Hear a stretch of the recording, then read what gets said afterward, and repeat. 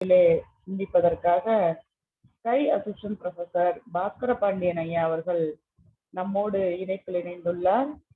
சிந்தனைக்கு முன்பாக ஐயாவை பற்றிய சிறு அறிமுகம் செய்ய விளைகிறேன். ஐயா அவர்கள் பொறியாளராக பணியாற்றி ஓய்வு பெற்றவர். கடந்த 1988ஆம் ஆண்டு மனவளக்கலையில் இணைந்து 20 வருடங்களாக அருத்தொண்டாற்றி வருபவர். Ex secretary for regional forum WCC Bangalore zone.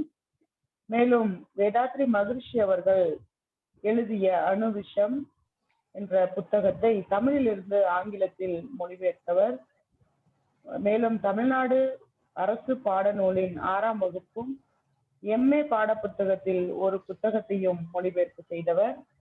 Sanjay நகர் மன்றத்தை சேர்ந்த பெங்களூர் கேர்புரம் ஸ்கை ட்ரஸ்டிலிருந்து வந்திருக்கும் SKY assistant professor Bhaskara Pandian ஐயா அவர்களை உலக சமுதாய சேவா சங்கம் கர்நாடக மண்டலத்தின் சார்பிலும் இணைப்பில் இணைந்துள்ள உங்கள் அனைவரின் சார்பிலும் வரவேற்று வாழ்க வளமுடன் என்று வாழ்த்தி இத்தலத்தை அவர் வசம் அளிக்கிறோம்.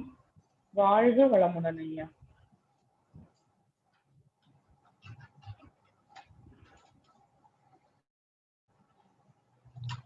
வாழ்க வையகம், வாழ்க வையகம், வாழ்க வளமுடன். பேசுறது கேக்குதுங்களா? கேக்குதுங்க.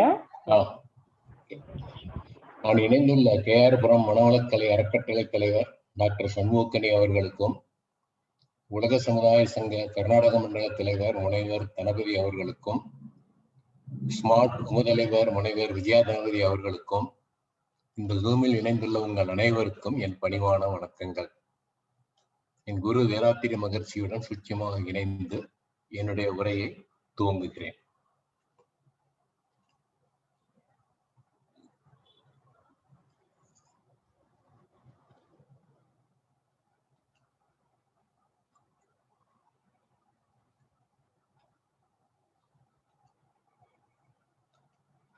ஸ்கிரீன் தெரியுதாமா? தெரியுதுங்க. Okay okay. வாழ்க வளமுடன். சோ இன்னைக்கு உரை இறைவனும் இறை துகளும்.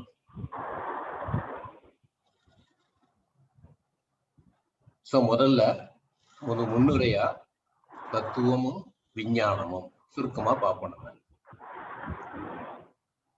உண்மை மறைக்கப்பட்டதால் தத்துவ ஞானிகள் கடவுளை பற்றி தெரியாது என்றும், விஞ்ஞானிகள் வெளியை சூனியம் என்றும் சொல்கிறார்கள். தத்துவ ஞானிகளும் விஞ்ஞானிகளும் சேர்ந்து எல்லை இல்லாமலும் நிலையாகவும் உள்ள வெளியை பற்றி தீவிரமாக சிந்தித்தால் அவர்கள் அறிவில் உள்ள இடைவெளிகளை நிரப்பலாம். ஆன்மீக விஞ்ஞான முரண்பாடுகள். யார் இரண்டிலும் மிகுந்த நாட்டம் கொண்டு பிரபஞ்சத்தை பற்றி ஆராய்ந்து அதன் மூலத்தை முறைப்படி உணர்கிறார்களோ அவர்களே ஆன்மீக விஞ்ஞான முரண்பாடுகளுக்கு தீர்வு காண முடியும். சொல்றேன், யார் இரண்டிலும் மிகுந்த நாட்டம் கொண்டு பிரபஞ்சத்தை பற்றி ஆராய்ந்து அதன் மூலத்தை முறைப்படி உணர்கிறார்களோ அவர்களே ஆன்மீக விஞ்ஞான முரண்பாடுகளுக்கு தீர்வு காண முடியும். சமீபத்தில் வாழ்ந்து மறைந்த மகர்ஷி விஞ்ஞான ஆராய்ச்சி மனப்பாங்கும் ஆன்மீக உணர்தலும் கொண்டிருந்தார். வேதாத்திரி மகர்ஷியின் கண்டுபிடிப்புகள். வேதாத்திரி மகர்ஷியின் கண்டுபிடிப்புகள் நிறைய உள்ளன. அவற்றில் மிக முக்கியமானவை கடவுள் விளக்கம், தன்னைத்தானே அழுத்தும் சக்தி, தனிநிலை இயக்கம் சார்ந்த அதிர்வுகள், இறை துகள்கள், சக்தி துகள்கள், காந்த சக்தி, பிரபஞ்சம், உயிரினங்கள் உருவாகுதல், கடவுள் மனித மனங்கள், உள் உணர்வு, தன்னை உணர்தல், 9 வகை தவங்கள், 2 வகை ஜீவகாந்த பெருக்க முறைகள். அவற்றில் முக்கியமானவைகளான இறைவனும் இறைத்துகளும் பற்றி நான் இன்று விளக்கப் போகிறேன். பக்தி மார்க்கத்தின்படி கடவுள் பிரபஞ்சத்தை படைத்தார் என்கிறார்கள். அப்படியானால் எந்த பொருளை எங்கிருந்து எடுத்து படைத்தார் என்ற கேள்வி வருகிறது. மகர்ஷி தத்துவப்படி கடவுளே பிரபஞ்சமாக தன்மாற்றம் அடைந்தார். உதாரணமாக, சிலந்தி தன் உடம்பிலிருந்தே வலையை உருவாக்கி கொள்கிறது. மேற்கொண்டு நாம் இவற்றை விவரமாக பார்க்கலாம். இறை துகள் என்பது இறைநிலையே ஆகும். அதாவது இறைநிலை இந்த பிரபஞ்சத்தின் இயக்க நிலையாகும். இறை துகள்கள் பிரபஞ்சத்தின் மலர்ச்சியாகும்.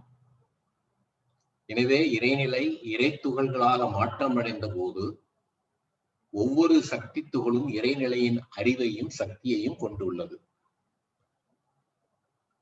மகர்ஷி சக்தி துகள்களை 1940களிலேயே கண்டுபிடித்தாலும் அவருடைய 90வது வயதில் தான் 2001 அவருடைய உருமாற்ற கொள்கையை, டிரான்ஸ்ஃபர்மேஷன் தியரி, இறை துகள்கள் மூலம் முழுமை செய்தார். இந்த இறை துகள்கள் என்பது என்ன? திறந்தவெளி தன் அழுத்த சக்தியினால் எந்த காரணமும் இன்றி யாரும் உருவாக்காமல் தானே எழுந்த அதிர்வுகள். தன் அழுத்த சக்தியினால் எந்த காரணமும் இன்றி யாரே உருவாக்காமல் தானே எழுந்த அதிர்வுகள். அவைகளுக்கு தன்னைத்தானே சுற்றும் சக்தி உள்ளது. இறை துகள்களின் தொகுப்பே சக்தி துகள்கள். அவைகளும் தம்மைத்தானே சுற்றிக் கொள்கின்றன. தன்னைத்தானே சுற்றிக் கொள்ளும் சக்தியால் வெளி கணக்கிட முடியாத துகள்களாக நொறுக்கிக் கொள்கின்றது. அவற்றை நம் புலன்களாலோ சக்தி மிகுந்த விஞ்ஞான கருவிகளாலோ உணரவோ பார்க்கவோ முடியாது. சக்தி துகள்கள் திறந்த வெளியில் சுற்றிக் கொண்டிருக்கும் மிக மிக நுண்ணிய திறந்த வெளியே. சக்தி துகள்கள் திறந்த வெளியில் வல்லமையான ஆற்றலாக இயங்கிக் கொண்டிருக்கின்றன. திறந்த வெளியே அவற்றை சூழ்ந்து அழுத்தி சுற்ற வைக்கின்றது. இப்படி உருவாகும் துகள்களை மனித மனம் உணர முடியாததால் திறந்த வெளியை சூன்யம் என்று அனுமானம் செய்து கொள்கின்றது. மிக மிக கனமான நட்சத்திரங்களையும் கிரகங்களையும் திறந்த வெளியே தாங்கிக் கொண்டு மிதக்க வைப்பதை ஒருவர் உணர்ந்து கொண்டால் இந்த மாயையை விளக்கிக் கொள்ளலாம். உலகே மாயம் சொல்றது இதுதான். தத்துவமும் விஞ்ஞானமும் திறந்த வெளியின் ரகசியத்தையும் அதில் மறைந்துள்ள சக்தியையும் உணர்ந்து கொள்ள தவறிவிட்டன. இந்த சக்தி துகள்களின் தன்மைகள் என்ன? பற்றாயிருப்பு, பேராற்றல், பேரறிவு, காலம் அனைத்தும் சேர்ந்திருப்பதால் கடவுள் தன்னைத்தான் அழுத்தும் ஆற்றலையும் பெற்றிருக்கிறார். கடவுளை விட பலமானது எதுவும் இல்லை. அந்த காரணத்தினால் அழுத்தும் சக்தி எங்கும் போக முடியாமல் எல்லா இடங்களிலும் மடிப்புகளாக மாறி திறந்த வெளியில் திணிவு அதிகமாகிறது. ஆனால் எல்லா பக்கங்களிலும் சமமாக இருப்பதால் அது சுத்த ஆரம்பிக்கிறது. இங்கேதான் கடவுளின் முதல் உருமாற்றம் நடைபெறுகிறது, எவல்யூஷன். மகர்ஷி இதை இறைத்துகள் என்றும் இறைநிலை என்றும் பெயரிடுவதில் மிகவும் மகிழ்ச்சியாக இருக்கிறார். இறைத்துகள் என்பது வேதாத்திரியத்தின் ஒரு முக்கிய அம்சம். இதன் மூலம் ஆன்மீகம் முழுமை அடைகிறது. இந்த இறைத்துகள் கொள்கை எதிர்காலத்தின் விஞ்ஞானத்தில் வரும்போது அது முழுமை அடைகிறது. இந்த இறைத்துகளை பற்றி அறிந்து கொள்வது மனிதன் முழுமையடைய மிகவும் தேவையாகும். நாம் திறந்த வெளியை சிவமாக கருதினால் சக்தி துகள் தூண்டப்பட்ட நிலையில் உள்ளது. அதாவது சக்தி ஆரம்ப காலத்தில் இருந்து இருக்கிற திறந்த வெளியில்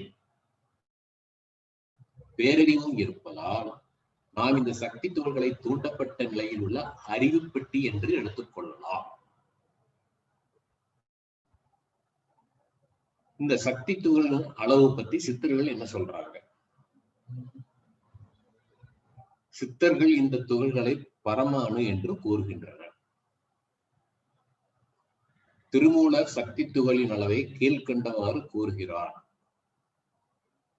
ஒரு பசுவின் முடியை எடுத்து அதன் அகலத்துக்கு சமமான நீளம் எடுத்து அதை 1 minute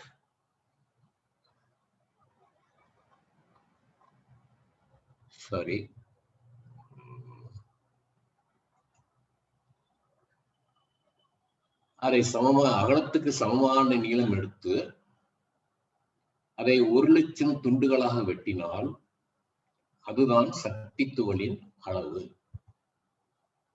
இது வேற வகையிலேயே சொல்லலாம். இந்த பரம அணு அப்படின்னு சொல்றது பரமனிடமிருந்து, அதாவது கடவுளிடமிருந்து வந்த அணு அப்படின்னு நம்ம சொல்லலாம். தூணிலும் துரும்பிலும் நாம் பிரம்மன் அளவில்லாதவன் என்று கூறுவதின் விளக்கம். அது 3 விதமான அளவுகளிலும் உட்படாதது. நீளம், அகலம், உயரம். அது இங்கும் அங்கும் எங்கும் உள்ளது. எல்லா இடங்களிலும் பரவியுள்ளது. மகரிஷி சொல்வாரு, நீக்கமர நிறைந்துள்ளது அப்படின்பார். அதனால்தான் இந்து மதத்தில் கடவுள் எல்லா இடங்களிலும் பரவியுள்ளார் என்று கூறுகின்றனர். அதாவது அவர் எல்லா இடங்களிலும், ஒவ்வொரு தூணிலும் ஒவ்வொரு துரும்பிலும் இருக்கிறார் என்று கூறுகின்றனர். பிரகலாத கதை உங்களுக்கு தெரியும். இப்ப இந்த பஞ்சபூதங்களின் உயிர் சக்தியை பத்தி பார்ப்போம். நம்ம திறந்த வெளியும் சக்தி துகள்களும் பலவித பெர்சன்டேஜ்களில் சேர்ந்து கீழ்கண்டபடி பஞ்சபூதங்களாக அமைகின்றன.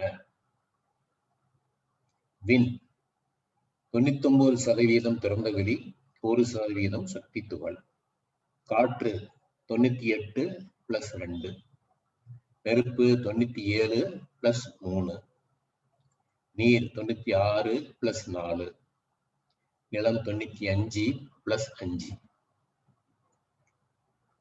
உருமாற்றம், டிரான்ஸ்பர்மேஷன். இது இந்த பிரபஞ்சத்தில் உருவமில்லாத திறந்த வெளியில் இருந்து பல நிலைகளான முன்னேற்றங்கள். இறைத்துகள், சக்தி துகள், பஞ்சபூதங்கள், ஜடப்பொருட்கள், உயிரினங்கள். இப்ப காந்த தத்துவத்துக்கு வருவோம். இறைநிலையின் நுண்பகுதியின் சுழல் இயக்கமே விண் எனும் உயிர்த்துகள். அந்த சுழலிருந்து எழும் விரிவலை இருப்பு நிலையோடு, அதாவது இறைநிலையோடு இணைந்து காந்தமாகிறது. இது பேராற்றல் உள்ள தெய்வீக பொருளாகவும் இருக்கின்றது. அக்காந்த ஆற்றலின் தன்மாற்ற விளைவுகளே அழுத்தம், ஒளி, ஒளி, சுவை, மனம் என்ற 6 தத்துவங்கள் என்றும் தெரிந்து கொண்டேன். மகிழ்ச்சி சொல்றார். இப்போ வான்காந்தம். இது இயங்கும் பிரபஞ்சத்தில் உள்ள எல்லா பொருட்களையும் இயக்குகின்ற பிரபஞ்ச சக்தி. இது எல்லா இடங்களிலும் உள்ள சர்வ வல்லமையுள்ள நிரந்தர இருப்பு நிலை. இது சக்தி துகள்களிலிருந்து வருகின்ற அலைகளினால் நிரம்பியுள்ளது. இது கிரகங்களுக்கு இடையேயும் பொருட்களுக்கு இடையேயும் ஒவ்வொரு பொருட்களில் உள்ள சக்தி துகள்களின் இடையேயும் உள்ளது. அதன் அளவும் சக்தியும் அளவுக்கு மிஞ்சியது. நம்மால கற்பனை பண்ண முடியாது.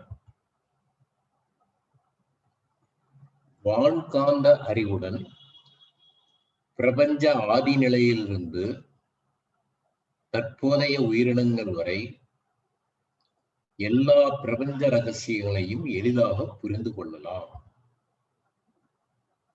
இந்த காந்தக்களம் நிலையாக உள்ள இருப்பு நிலையையும் எங்கும் பரவியுள்ள சக்தி துகள்களையும் சேர்த்த வான்காந்தம் தான். இது பிரிக்க முடியாத ஈர்ப்பு விளக்கு சக்திகளையும் கொண்டது. பிரபஞ்சத்தை 2 பாகங்களாக பிரிக்கலாம். இயங்கும் பகுதி, ஈர்ப்பு பகுதி.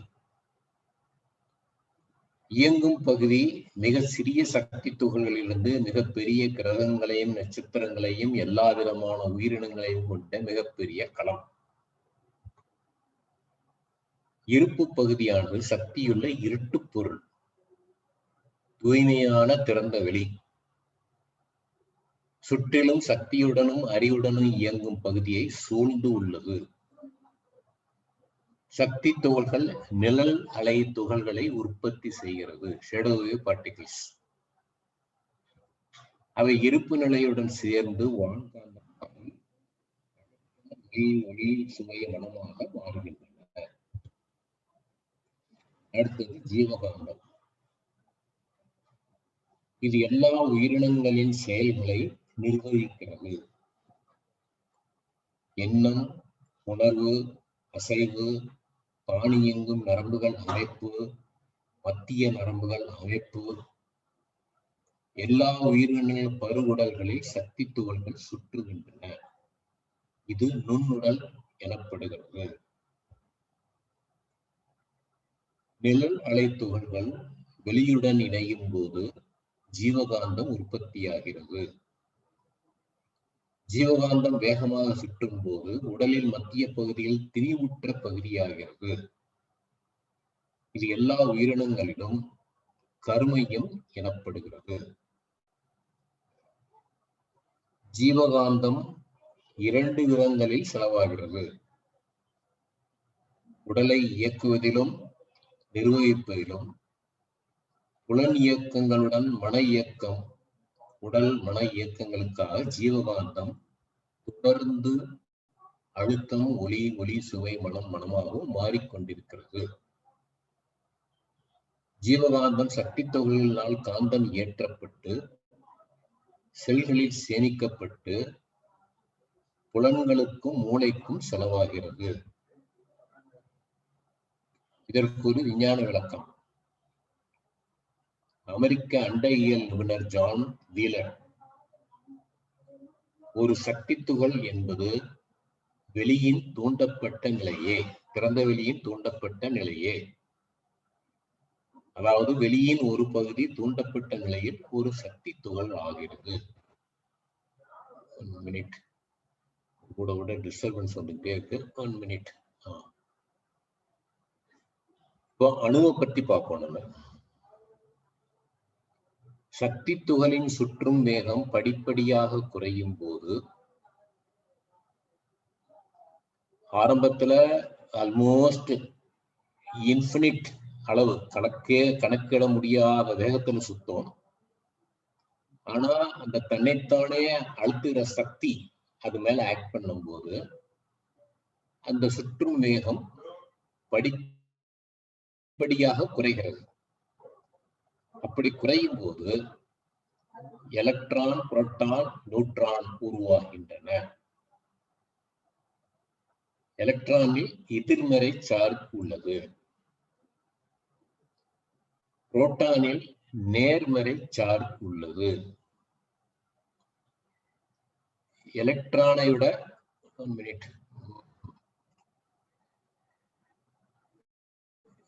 எலக்ட்ரானை விட குறைவான வேகத்தில் சுற்றுகிறது. நியூட்ரானில் எந்தவித சார்ஜும் இன்றி புரோட்டானை விட குறைவான வேகத்தில் சுற்றுகிறது. சுற்றும் வேக வித்தியாசத்தால் அவற்றிலிருந்து வரும் காந்த அலைகளும் வித்தியாசப்படுகின்றன.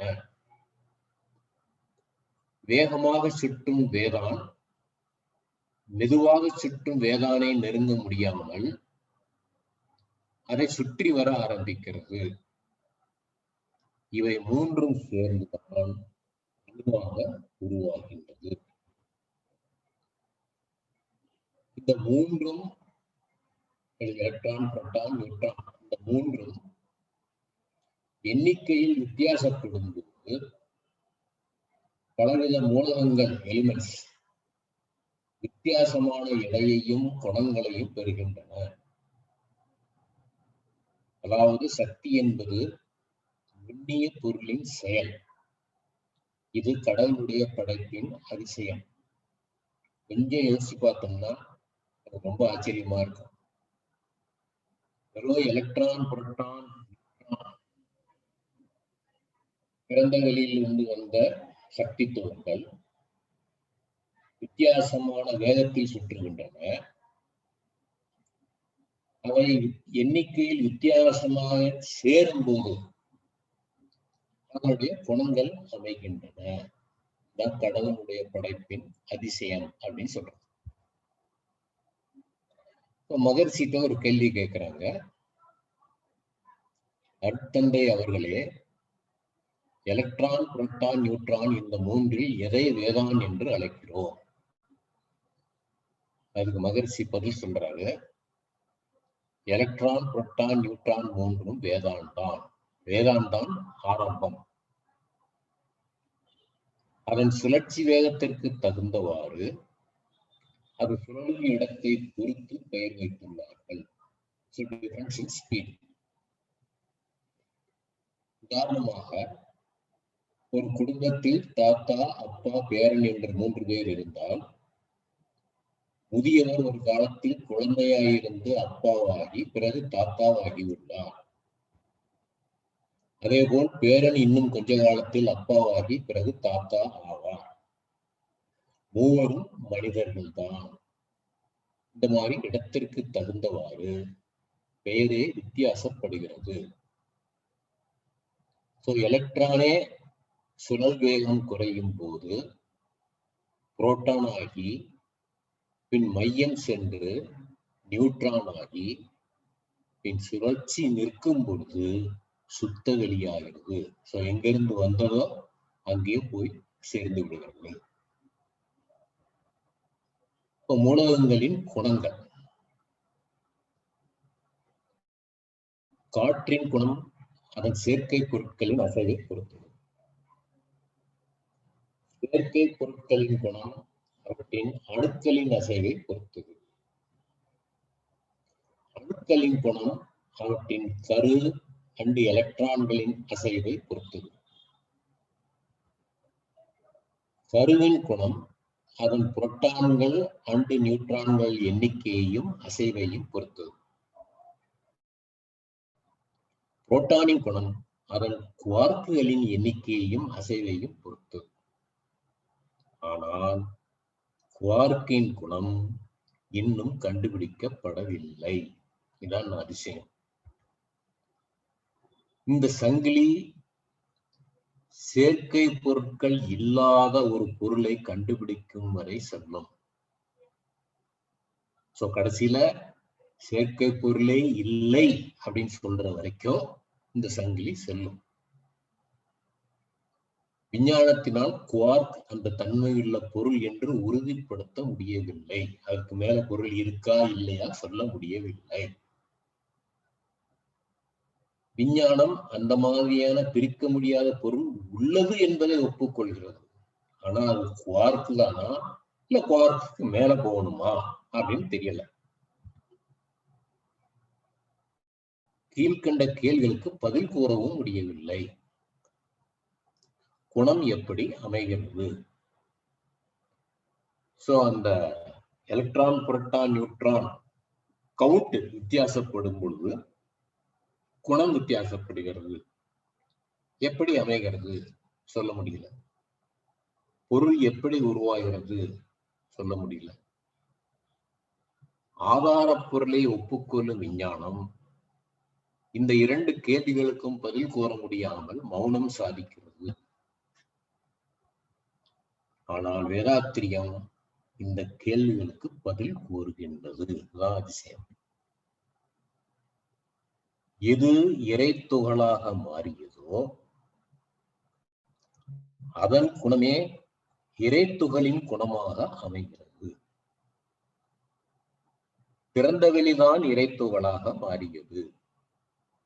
ஆகவே திறந்த வெளியின் குணமே இறைத்துகளின் உள்ளே உள்ளது. இது எப்படின்னா, கடல் தண்ணியில ஒரு டிராப் எடுத்தா கூட அந்த கடல் தண்ணியினுடைய குணங்கள் எல்லாமே அந்த ஒரு டிராப்லயும் இருக்கும். அந்த மாதிரி எது பிரிக்க முடியாத பொருள், அந்த சங்கிலி பார்த்தோம், எல்லாமே பிரிச்சுக்கிட்டே வருது. எது பிரிக்க முடியாத பொருள்? விஞ்ஞானத்தில் இதற்கு பதில் இல்லை. அது குவாட்ஸா இல்ல குவாட்ஸுக்கு மேல போகணுமா தெரியல. மகர்ஷி இதற்கு தெய்வீக துகள் பொருள் என்று பதில் கூறுகிறார். டிவைன் டஸ்ட் பார்ட்டிக்கல் அப்படின்னு சொல்றார். இந்த அடிப்படை துகள் பொருள் எதனால் ஆனது? விஞ்ஞானத்தில் இதற்கும் பதில் இல்லை. மகர்ஷி இது திறந்த வெளியால் ஆனது என்று பதில் கூறுகிறார். இந்த துகள் பொருளின் குணம் என்ன? விஞ்ஞானத்தில் இதற்கு பதில் இல்லை. மகரிஷி பேராற்றலும் பேரறிவும் என்று பதில் கூறுகிறார். பேரறிவு ஒழுங்காக மாறுகிறது, பேராற்றல் செயலாக வெளிப்படுகிறது. வேதாத்திரிய தத்துவத்தில் தெய்வீக பொருளே முதல் பரிணாமம், மற்றவையெல்லாம் அதன் கூட்டுக்களே.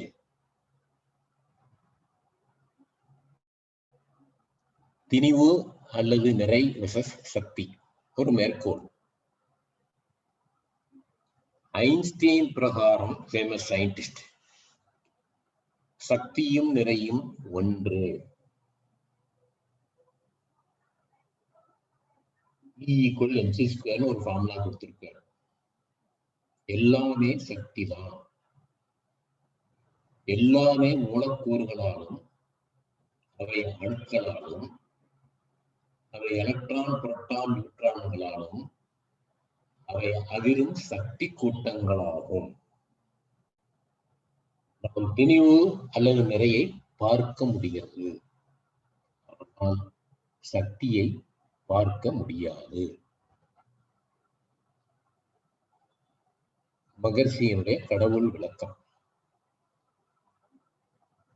ஒன்றே எப்போதும் நிலையாக உள்ள, சர்வ வல்லமை உள்ள, எங்கும் ஊடுருவக்கூடிய, மிக தெளிவான, வேறு எதுவும் ஊடுருவ முடியாத கருப்பு பாய்ம பொருள். இந்த அளவுக்கு சுருக்கமா கடவுளை பற்றி விளக்கம் எந்த தத்துவ ஞானியும் கொடுக்கவில்லை.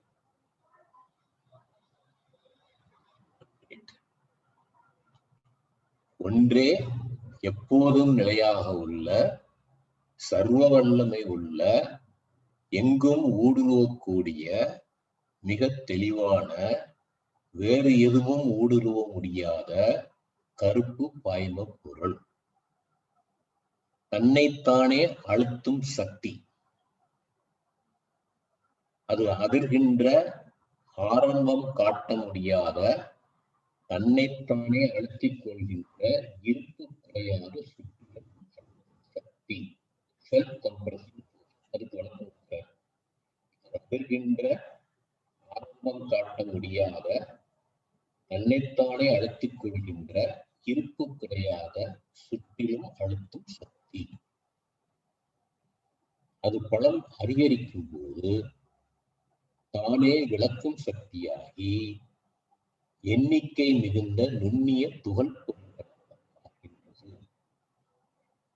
அது மேற்கொண்டு சக்தி துகள்கள், அதாவது எனர்ஜி பார்ட்டிகிள்ஸ், முதல்ல வந்து டஸ்ட் பார்ட்டிகிள், இரண்டாவது வந்து எனர்ஜி பார்ட்டிகிள்ஸ், மூலகங்கள் எலிமெண்ட்ஸ், பஞ்சபூதங்கள், கிரகங்கள், நட்சத்திரங்கள், ஜடப்பொருட்கள், உயிரினங்கள் ஆகின்றது. மகரிஷியினுடைய மேற்கொண்டு விளக்கம். இந்த திறந்த வெளி அசையாத நிலை, அதுதான் இறைநிலை, அதுதான் சிவம். பக்தி மார்க்கத்துல சிவம் சொல்றது இதுதான். இது 1-3 சுழல்கள், ஒரு செகண்டுக்கு 1-3 சுழல்கள் வேகத்தில் வேலை செய்கின்றது. துகள் பொருட்களும் சக்தி துகள்களும் இயக்க நிலையில் உள்ளன. முதல்ல இருக்கிறது இருப்பு நிலை, இரண்டாவது இருக்கிறது இயக்க நிலை, அதாவது சக்தி. அது 4 to 6 சுழல்கள், ஒரு செகண்டுக்கு 4 to 6 சுழல்கள் வேகத்தில் வேலை செய்கின்றது. இந்த துகள் பொருட்களும் சக்தி துகள்களும் மறைபொருட்கள். ஆகவே அவற்றை நம் புலன்களால் உணர முடியாது. இப்போ பேண்டிசிசம் ஒரு வேர்டு இருக்கு. இதுக்கு சரியான தமிழ் வார்த்தை எனக்கு கிடைக்கல. இதுக்கு மகரிஷி என்ன சொல்றாரு? மகரிஷியினுடைய தோற்றமாற்றம் கொள்கை, அதாவது தியரி ஆஃப் டிரான்ஸ்ஃபர்மேஷன்.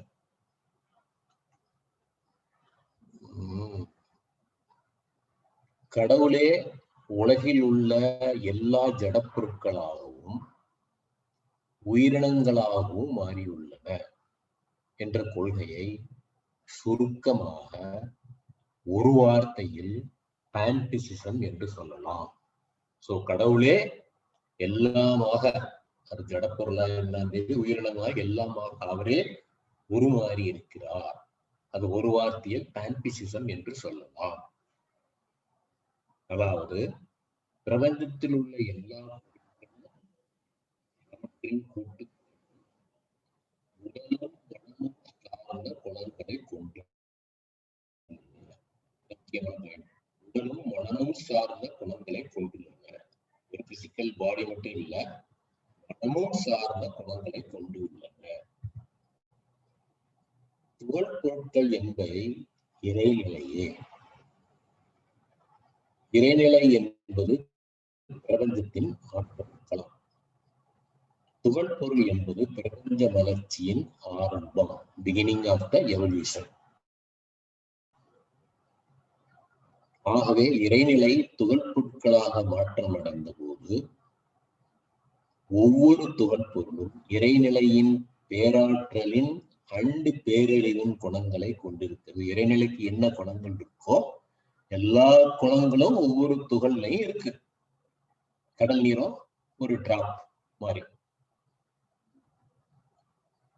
மகரிஷி 1940களிலேயே சக்தி துகளை, எனர்ஜி பார்ட்டிகிள் வேதான் கண்டுபிடித்தார். அவர் 2001 அவருடைய 90வது வயதில் தான் அவருடைய தோற்றமாற்ற கொள்கையை துகள் பொருட்கள் மூலம் முழுமைப்படுத்தினார். அவர் தொடர்ந்து ஆராய்ச்சி பண்ணிட்டே தான் இருந்தார். 40 வருஷத்துக்கு மேல ஆராய்ச்சி பண்ணியிருக்காரு. எதையும் நிறுத்தல நடுவுல. அதனுடைய எஃபெக்ட் தான் 2001 தோற்றமாற்ற கொள்கையை, டிரான்ஸ்ஃபர்மேஷன் தியரி, துகள் பொருட்கள் மூலம், டஸ்ட் பார்ட்டிகிள்ஸ் மூலம் முழுமைப்படுத்தினார். இதுக்கு சில மேற்கோள்கள். நீர்த்துளி, என் ஆருயிரே உன் போதத்தாலே நான் உயிர் வாழ்ந்துள்ளேன். கடலில் உள்ள நீர்த்துளி ஒன்றனடுத்து கடலின் தன்மை அனைத்தும் அமைந்திருக்கிறது. முதலில் சொன்னதுதான். அந்நீர்த்துளியை முற்ற அறிவதும் கடலை அறிவதும் ஒன்றே. ஆனால் கடல் என்று அந்த துளியை பிரித்து வைத்தால் அது விரைவில் உலர்ந்து போகும். அதை காப்பாற்ற யாராலும் முடியாது. நீர்த்துளி போன்றவன் மனிதன், கடல் போன்றவர் கடவுள். மனிதன் கடவுளை விட்டு பிரிந்தால் அழிந்து போவான். நின் போதத்தாலே நினைப்பு மறப்பு. மினிட் வெயிட் பண்ணுங்க, இது டிசப்பியர் ஆகிறது இல்லை, இதுதான் எனக்கு பிரச்சனை. நின் போதத்தாலே நினைப்பு மறப்பும் என்றால் என் போதம் எங்கே இயம்பாய் பராபரமே அப்படின்னு தாய்மானவர் சொல்றார். சோ மனிதன் அந்த நீர்த்துளியை போல, ஆனால் கடவுள் கடல் போல. சோ மனிதன் கடவுளை விட்டு பிரிந்தால் அழிந்து போவான். அதுதான் மகர்ஷி என்ன சொல்றாங்கன்னா, நம்ம எப்பவுமே கடவுள் எண்ணத்துடன் காட் கான்சியஸ்னஸ் இருக்கணும் அப்படின்றாரு. காலையில ஒரு 20 நிமிஷம் தவம் பண்றோம், சாயந்தரம் 20 நிமிஷம் தவம் பண்றோம். நம்ம சின்சியரா அந்த 2 தவங்களையும் பண்ணோம்னா நம்ம நாள் முழுவதும் கடவுள் எண்ணத்தோடையே இருக்கலாம். இது வேற வழியில சொல்றதா இருந்ததுன்னா, நம்ம எப்பவுமே ஆக்கினையில் இருக்க வேண்டும். 14 cycles per second.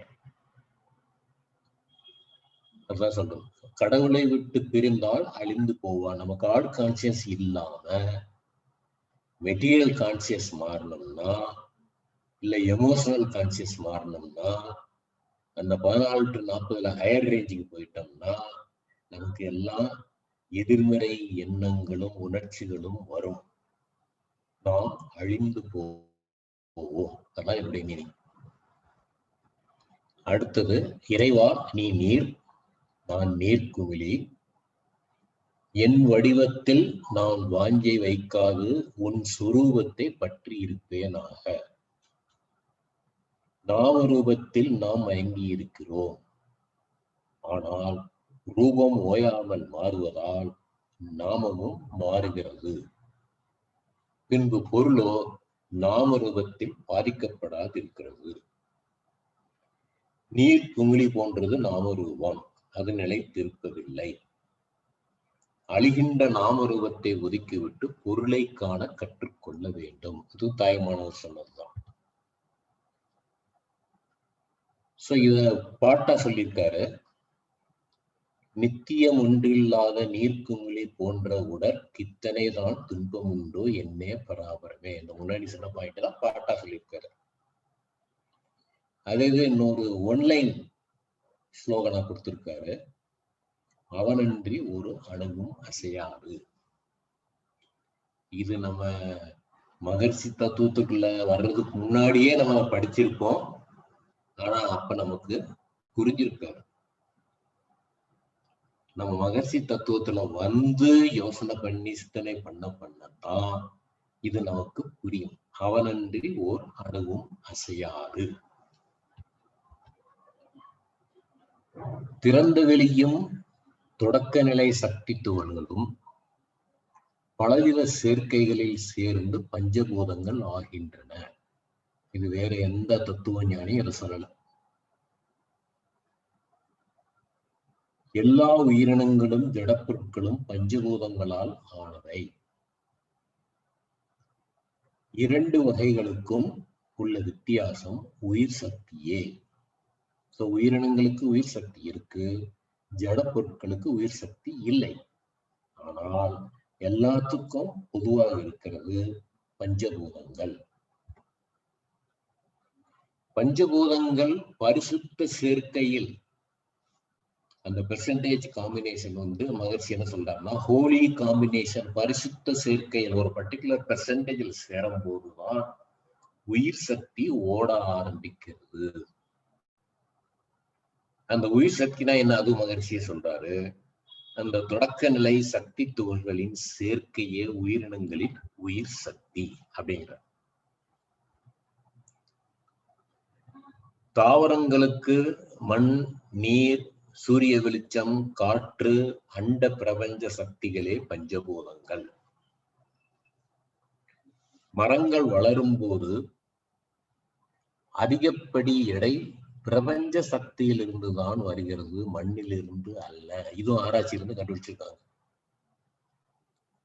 ஒரு உதாரணத்துக்கு ஆலமர விதையை எடுத்துக்கிட்டோம்னா, அந்த ஒரு இருக்கிறதுலயே சின்ன விதை ஆலமர விதை, இருக்கிறதுலயே பெரிய மரம் ஆலமரம்.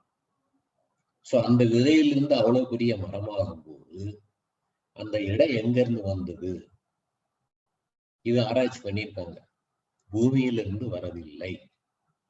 அப்படி பூமியிலிருந்து அந்த எடை எடுத்திருந்தா அது சுத்தி பள்ளமா இருக்கணும்.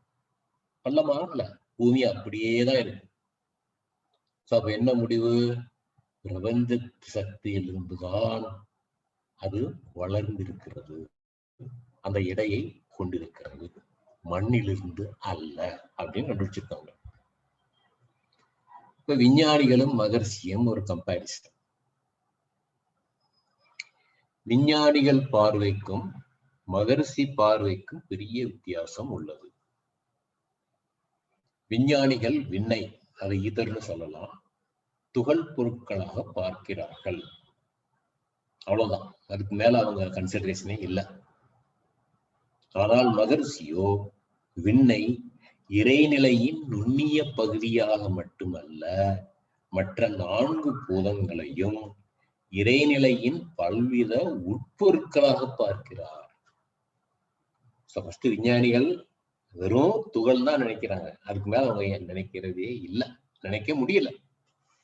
ஆனா மகர்ஷி விண்ணை இறைநிலையின் நுண்ணிய பகுதியாக மட்டுமல்ல, மற்ற 4 பூதங்களையும் இறைநிலையின் பலவித உட்பொருட்களாக பார்க்கிறார். அந்த பெர்சன்டேஜ் காம்பினேஷன். இப்போ இந்த தனிம அட்டவணைகள், that is periodic tables. So இது பிரகாரம் எலக்ட்ரான்கள் நம்ம மின்சாரத்திற்கு மூலம். ஒரு எலக்ட்ரான், ஒரு புரோட்டான், ஒரு நியூட்ரான் சேர்ந்த ஹைட்ரஜன் கார், ரயில், ராக்கெட்டுகளுக்கு எரிபொருள்களாக பயன்படுகிறது. இப்போ ஹைட்ரஜன் ட்ரிவன் காரு வர ஆரம்பிச்சாச்சு மார்க்கெட்டுக்கு. இந்த எலக்ட்ரான்கள், புரோட்டான்கள், நியூட்ரான்கள் வெவ்வேறு எண்ணிக்கையில் சேர்ந்து பலவித மூலகங்களாக மாறுகின்றன. அவை வித்தியாசமான நிறம், வடிவம், அடர்த்தி, கடினம் ஆகிய குணங்களை கொண்டிருக்கின்றன. So count of electron, proton, neutron வித்தியாசப்படும் போது அதனுடைய குணங்கள், நிறம், வடிவம், அடர்த்தி, கடினம் எல்லாமே மாறுகின்றன. உதாரணங்கள்: hydrogen 1 electron, 1 proton, 1 neutron. Helium 2 each. Carbon 6 each. Oxygen 8 each. Aluminium 13, இரும்பு 26, வெள்ளி 47, தங்கம் 79. மேலும் பெட்ரோலிய பொருட்கள், பெட்ரோல், டீசல், மண்ணெண்ணெய், தார் முதலியன கார்பனும் ஹைட்ரஜனும் பலவித சேர்க்கைகளில் சேர்ந்த பொருட்களே. கார்பன் ஒரு மூலகம், ஹைட்ரஜன் ஒரு மூலகம். அது ரெண்டும் பலவித பெர்சன்டேஜ் காம்பினேஷன்ல சேரும் போது பெட்ரோலிய பொருட்கள், பெட்ரோல், டீசல், மண்ணெண்ணெய், தாராக மாறுகின்றன. விஞ்ஞானத்தின்படி சூரியனில் ஹைட்ரஜன் ஹீலியமாக மாறிக்கொண்டிருக்கிறது. ஆனால் மகர்ஷி தத்துவப்படி ஹீலியம் ஹைட்ரஜனாக பிரிந்து மிக அதிக சக்தியை வெப்பமாகவும் வெளிச்சமாகவும் வெளிப்படுத்தி கொண்டிருக்கிறது. அவை பூமிக்கு வந்து பிரதிபலிக்கின்றன. ஆனால் திறந்த வெளியில் வெப்பமும் இல்லை, வெளிச்சமும் இல்லை. நீங்க ஸ்பேஸ்ல போனீங்கன்னா, பிளைட்ல போனீங்கன்னா எல்லாம் டார்க்கா தான் இருக்கும். வெளியில வெளிச்சமும் இருக்காது, காத்தும் இருக்காது. 1 மணி நேரத்தில் பூமி முழுவதும் விழும் சூரிய சக்தி பூமிக்கு தேவையான சக்தியை 1 வருடத்திற்கு கொடுக்கும் அளவுக்கு உள்ளது. ரொம்ப ஆச்சரியமானது. அதை நம்ம எந்த அளவுக்கு யூஸ் பண்ணிட்டு இருக்கோம். இப்ப யூஸ் பண்ண ஆரம்பிச்சிட்டோம். நம்ம சோலார் பவர் யூஸ் பண்ண ஆரம்பிச்சிட்டோம். நம்ம அதாவது 2 எலக்ட்ரான்கள், 2 புரோட்டான்கள், 2 நியூட்ரான்கள் சேர்ந்த ஹீலியம், 1 எலக்ட்ரான், 1 புரோட்டான், 1 நியூட்ரான் சேர்ந்த ஹைட்ரஜன் ஆக பிரிந்து மிக அதிக வெப்பத்தையும் வெளிச்சத்தை வெளிப்படுத்துகின்றது. இதுதான் சயின்ஸ் பிரகாரம். தத்துவ ஞான பிரகாரம் இது யோசிச்சோம்னா நமக்கு எதுவும் புரியது இல்லை. சோ இத்துடன் என்னுடைய உரையை முடித்துக் கொள்கின்றேன். சோ இந்த ப்ரோக்ராமை நல்லபடியாக நடத்தி கொண்டிருக்கும் அருள்நிதி ரம்யா பாண்டியனுக்கும் வினோத்தை நல்லபடியாக நடத்திய அருள்நிதி வத்சா அவர்களுக்கும் என் உரையை கேட்டுக்கொண்டிருந்த உங்கள் அனைவருக்கும் என் நன்றியை தெரிவித்துக் கொள்கிறேன். வாழ்க வளமுடன். கேள்விகள் எதுவும் இருந்தால் கேட்கலாம். வாழ்க வளமுடன். வாழ்க வளமுடன் ஐயா. மகிழ்ச்சி அவர்கள் இறை புகழ்களை பற்றியும் இறைவனை பற்றியும் விளக்குனத நீங்க இன்னும் அருமையா எங்களுக்கு எல்லாத்துக்கும் புரியுற மாதிரி மிகச் சிறப்பாக விளக்குனீர்கள். மிக்க நன்றி ஐயா. தற்போது கேள்வி பதிலுக்கான நேரம். நண்பர்கள் தங்கள் சந்தேகங்களை கேட்கலாம். கேள்வி கேட்க விரும்புபவர்கள் ஹேண்ட் ரைஸ் பட்டனை ஆன் செய்யுங்கள். நீங்கள் கேள்விகளுக்கு தயாராவதற்கு முன்பாக இன்றைய மற்றும் நாளைய நிகழ்ச்சிகள் பற்றிய அறிவிப்புகள். இன்று மாலை 4:15 கன்னட மொழியிலே துரிய தவம், 4:45 108 முறை உலக சமாதான வாழ்த்து, 4:55 ஸ்கை ப்ரொஃபசர் ஸ்ரீ திம்மையா அவர்கள் வியக்தியா உதேஷா என்ற தலைப்பில் சிந்திக்க இருக்கிறார். நாளை மதியம் 2 மணிக்கு ஆங்கில மொழியிலே ஸ்கை அசிஸ்டன்ட் ப்ரொஃபசர் தேஜஸ்வினி அவர்கள் பிளஸிங்ஸ் அண்ட் இட்ஸ் பெனிஃபிட்ஸ் என்ற தலைப்பில் சிந்திக்க இருக்கிறார். நாளை மாலை 4:55 ஸ்கை ப்ரொஃபசர் விஜயலட்சுமி பத்மநாபன் அவர்கள் மாணவனிஷ்டே என்ற தலைப்பில் சிந்திக்க இருக்கிறார். தற்போது கேள்வி பதிலுக்கான நேரம். பரமேஸ்வரன் ஐயா அன்மியூட் பண்ணிட்டு பேசுங்கய்யா. வாழ்க வளமுடன். வாழ்க வளமுடன் ஐயா. வாழ்க வளமுடன். சொல்லுங்க. நம்ம சிறப்பா விளக்கம் கொடுத்தீங்க. கடல் நீர் ஒரு டிராப் எடுத்து நன்றி. எல்லா குணங்கள் இருக்குன்னு சொன்னீங்க. அதே மாதிரி அவனின்றி ஒரு அணுவும் அசையாதுங்கிறது நம்ம காலத்துக்கு முன்னாடி நமக்கு தெரிஞ்ச ஒரு பழமொழின்னு சொன்னீங்க. ஆமா. அதே மாதிரி எனக்கு இன்னொரு டவுட் இன்னொரு பழமொழி இருக்கிறது. ஆட்டு வைத்தால் யார் ஒருவர் ஆடாதாரோ கண்ணாங்கிற பழமொழி இருக்கு. அருமை அருமை இல்லைங்களா? அப்போ நாம செய்கிற ஒவ்வொரு செயல்களும் இறைவனாலதான் செய்யறோமா, இல்ல நம்மளுடைய 6வது அறிவை யூஸ் பண்ணி செய்யறோமா? நீங்க என்ன கேள்வி கேக்குறீங்களா? இல்ல கேள்வின்னு இல்லைங்க. எனக்கு அவனன்றி ஒரு அணுவும் அசையாதுங்கிறது உண்மை. ஆமா.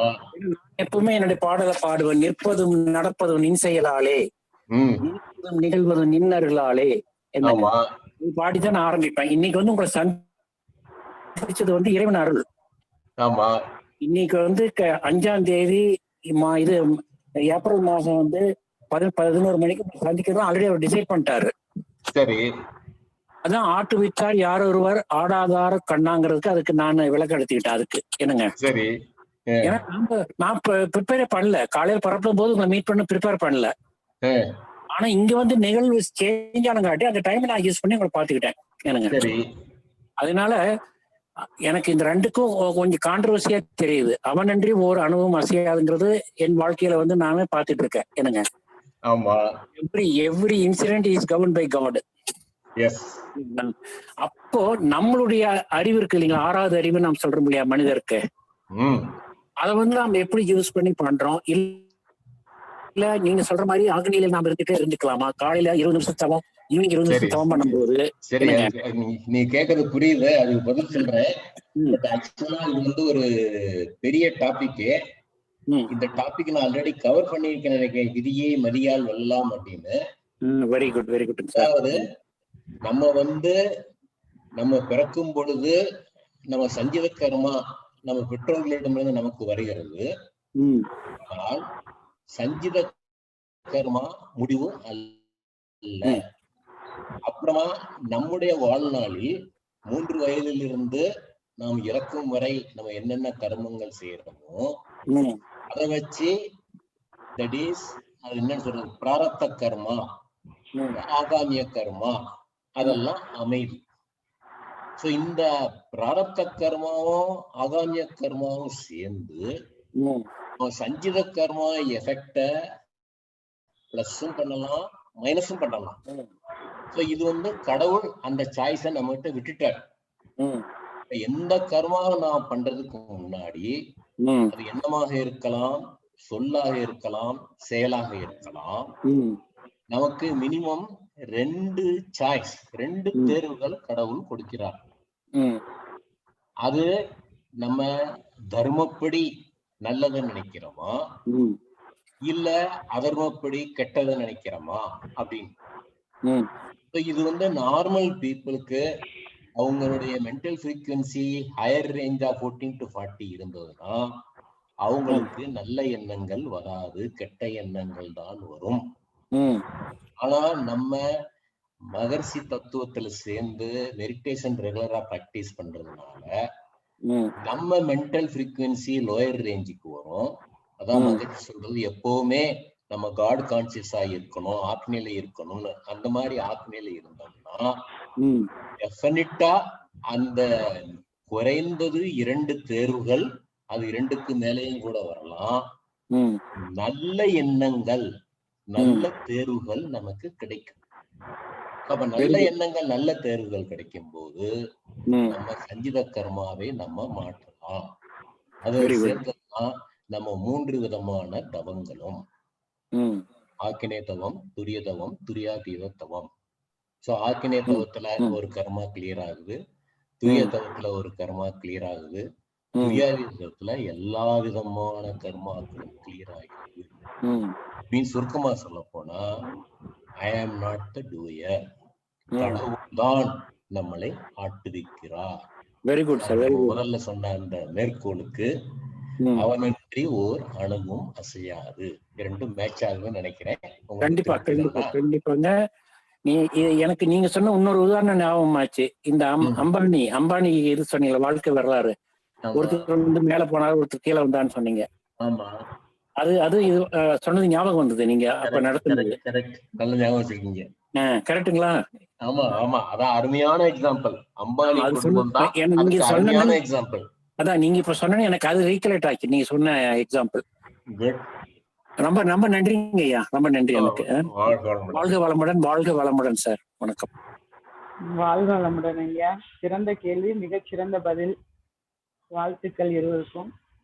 ஐயா, நிகழ்ச்சிகளை நிறைவு செய்து கொள்ளலாங்க.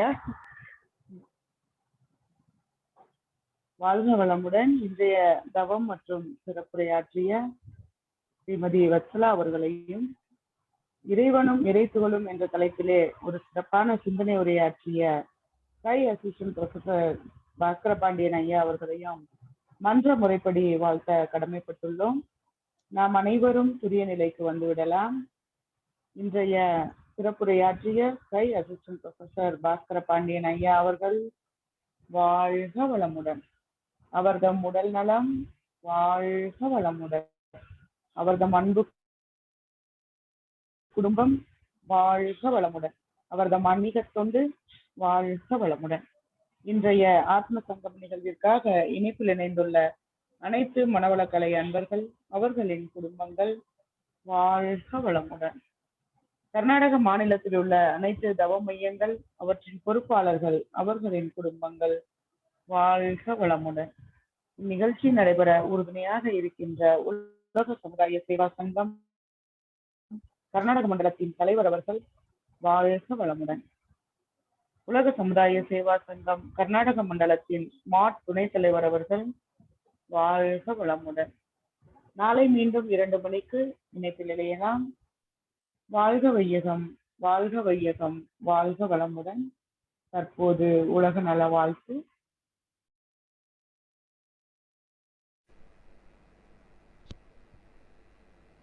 உலகமெல்லாம் பருவமழை ஒத்தபடி பெய்யட்டும். உழவரெல்லாம் தானியத்தை உவப்புடனே பெருக்கட்டும். பல தொழில்கள் புரிகின்ற பாட்டாளி உயரட்டும். பகுத்துணர்வில் தொகுத்துணர்வு பண்பாட்டை உயர்த்தட்டும். கலகங்கள் போட்டி பகை கடந்தாட்சி நடக்கட்டும். கல்லாமை கடன் வறுமை களங்கங்கள் மறையட்டும். நலவாழ்வை அளிக்கும் ஞான ஒளி வீசட்டும். நம் கடமை அறவாழ்வின் நாட்டத்தே சிறக்கட்டும். நம் கடமை அறவாழ்வின் நாட்டத்தே சிறக்கட்டும். நம் கடமை அறவாழ்வின் நாட்டத்தே சிறக்கட்டும். வாழ்க வையகம், வாழ்க வையகம், வாழ்க வளமுடன்.